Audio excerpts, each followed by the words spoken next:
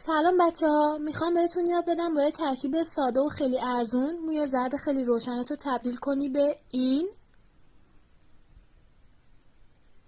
موی این شکلی زرد تیره رو تبدیل کنی به این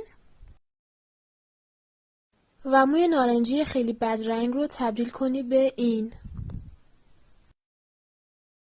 طبیعی شماره 10 و 11 رو برای ماندگاری بالای رنگ مو استفاده میکنی.